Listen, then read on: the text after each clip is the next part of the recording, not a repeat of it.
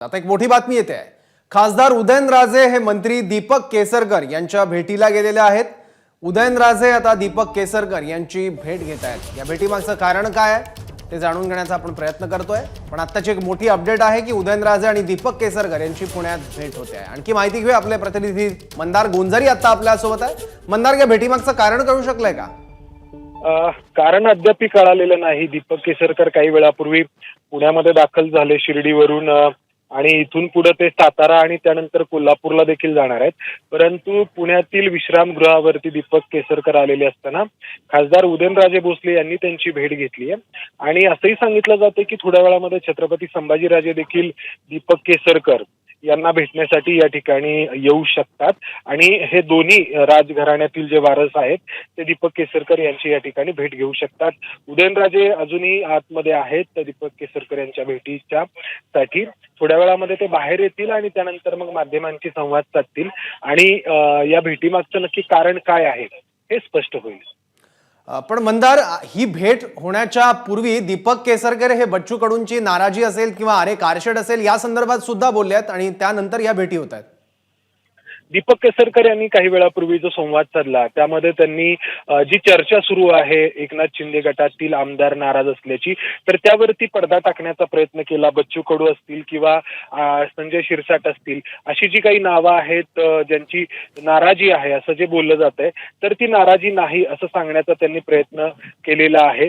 त्याचबरोबर आधीच्या सरकारपेक्षा हे सरकार कसं वेगळं आहे हे सांगण्याचा ते प्रयत्न। ठीक आहे, धन्यवाद मंदार या सगळ्या माहितीबद्दल। तर दीपक केसरकर या सगळ्या संदर्भात बोलताना नेमकं काय म्हणाले होते ते एकदा आपण पाहूयात। सर, पुणे जिल्ह्याच्या दौऱ्यावरती आहात, काय सांगाल? जाहीर झालंय, खातेवाटप अजून झालेलं नाही, पालकमंत्री नाहीयेत। एक तर मला आपल्याला असं सांगायचं आहे की पश्चिम महाराष्ट्रामध्ये शिंदे साहेबांचं जे जबरदस्त स्वागत झालेलं आहे ते आपण सर्वांनीच बघितलेलं आहे। शेवटी काम करत असताना कॅबिनेट ही एक सामूहिक रिस्पॉन्सिबिलिटी असते आणि त्याच्यामुळे मंत्रिमंडळाच्या सुरुवातीच्या फेजचं जे गठन झालं आहे त्यामधले सगळेच मंत्री कामाला लागलेले आहेत। माझ्या जिल्ह्यात जात असताना आणि विशेषतः स्वातंत्र्याचा 75वा आपण महोत्सव साजरा करतोय, स्वातंत्र्य दिन साजरा करतोय, अशा वेळेला जात असताना आपल्यावर जी जबाबदारी दिलेली आहे त्या पार्श्वभूमीवर आपल्याकडे डिपार्टमेंट कुठलंही असलं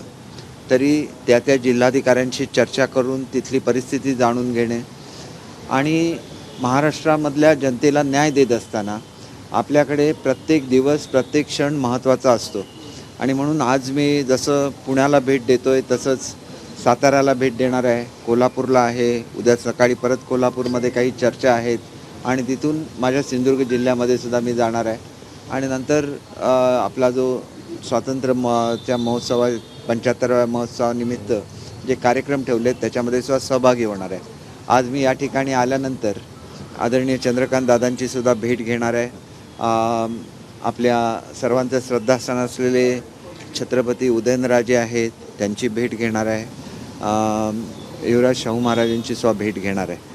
शेवटी असं होतं की ही आपली श्रद्धास्थानं असतात आणि महाराष्ट्राचा विकास होत असताना ज्या छत्रपतींच्या नावाने आपण राज्य चालवतो त्यांच्याबद्दल आदर व्यक्त करणं, त्यांचे आशीर्वाद घेऊन पुढे मार्गक्रमण करणं हे चालू असतं। आज सकाळी मी शिर्डीवरून माझं दौरा सुरू केला आणि त्या ठिकाणी सुद्धा ज्यावेळेला मी गृह खात्याचा मंत्री होतो त्यावेळेला झिरो क्राईम सिटी शिर्डी बनावी अशी माझी अपेक्षा होती, कारण भारतातील सर्व भागातून भाविक शिर्डीला येत असतात आणि त्यावेळेला त्यांना आमच्या वाहतूक पोलिसांकडून कुठला त्रास होता कामा नये, तिथं रांगेत असलेल्या भाविकांच्या कुठल्या चोरी होता कामा नये।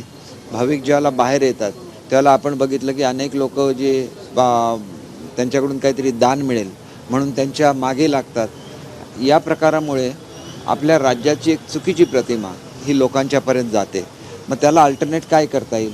मुंबईसारखी आपली महाराष्ट्राची राजधानी आहे, तिथं जेव्हा एखादा पर्यटक येतो आणि त्याच्या मागे जर कोणी असं लागलं तर भारत देशाबद्दलची एक चुकीची प्रतिमा जाते। त्याच्यासाठी आमच्याकडे ॲक्ट अर्थात आमच्याकडे अँटी बेगिंग ॲक्ट आहे, त्याचा इफेक्टिव्हली वापर होत नसेल तर मग संबंधित आता आमचे ज्याला गृहमंत्री कार्यभार सांभाळतील त्याला ह्या गोष्टीची मी निश्चितपणे त्यांच्याशी चर्चा करणार आहे की आपल्याला कोण हे आपल्याला शेवटी अधिकार कोणाचा असतो? मुख्यमंत्री महोदयांचा असतो जाहीर करणं. ते जाहीर करतील, जे कोण असतील. आता माझ्याकडे कुठलं खातं आहे मला माहिती नाही, परंतु महाराष्ट्रामध्ये पोटेन्शियल हे कधी माहिती होणार? आधी काय होतं की आधी कार्यालय द्यायला लागतात. कार्यालय ज्याला मिळतात त्यावेळेला आपण जाऊन चार्ज घेऊ शकतो. कार्यालयांचं वाटपाचं काम सध्या चालू आहे आणि मागच्या वेळेला सुद्धा मी ज्यावेळेला शपथ घेतली होती त्यानंतर सुद्धा 45 तासानंतर मला माझं खातं कळलेलं होतं. त्याच्यामुळे खात्याच्या वाटपामध्ये वेळ होतो असं बिलकुल नाही. काही प्रक्रिया असते शासनामध्ये, ती प्रक्रिया सुरू आहे. ती झाल्यानंतर आम्हाला आमची खाती कळवण्यात येते. गृह खाते बरेच आमदार नाराज आहेत ज्यांना मंत्रिपद मिळाली नाही. असं बिलकुल नाही. बघा, असं आहे की पहिल्या टप्प्यामध्ये आपण एक गोष्ट लक्षात घेतली पाहिजे की अनेक आमचे मंत्री आपलं मंत्रिपद सोडून या संपूर्ण जो उठाव झाला त्याच्यामध्ये सहभागी झालेले होते. अशा वेळेला आम्हाला फक्त जर 9 मंत्रिपदं मिळाली तर त्याच्यापैकी 7 तर आमचे मंत्री होते ज्यांनी मंत्री असताना सुद्धा ते बाहेर पडलेले होते. अशा परिस्थितीमध्ये 2च लोक कोण घ्यायची हा सुद्धा यक्ष प्रश्न, हा पेच हा मुख्यमंत्री महोदयांच्या समोर सुद्धा होता. आणि म्हणून खरं तर भरतशेठ गोगावले हे आमचे प्रतोद होते. आणि आपण सर्व गुवाहाटीपासून गोव्यापर्यंतचे सगळे चित्र बघितलं असेल तर शिंदे साहेबांच्या दोन्ही बाजूला आम्ही दोघंजण बसलेलो असायचो. मुख्य प्रवक्ता म्हणून मी आणि प्रतोद म्हणून भरतशेठ गोगावले. पण शेवटी आमच्या दोघांपैकी एकालाच घ्यायला लागलं. अशा वेळेला भरतशेठ गोगावलेंनी स्वतःहून सांगितलं की मी मागे राहतो, तुम्ही सहभागी व्हा. हा जो मनाचा मोठेपणा असा थोडासा पहिल्या फेजमध्ये दाखवायला लागतो, कारण 9च मंत्रिपदं सुरुवातीच्या काळामध्ये आमच्या वाट्याला आलेली होती.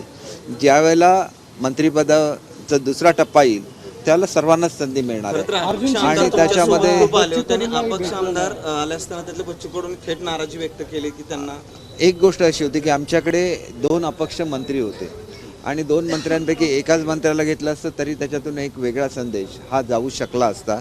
बच्चू कडू हे खरं तर ज्येष्ठ आहेत, ते एका पक्षाचे अध्यक्षसुद्धा आहेत, आमचे अत्यंत प्रिय असे ते आमदार आहेत.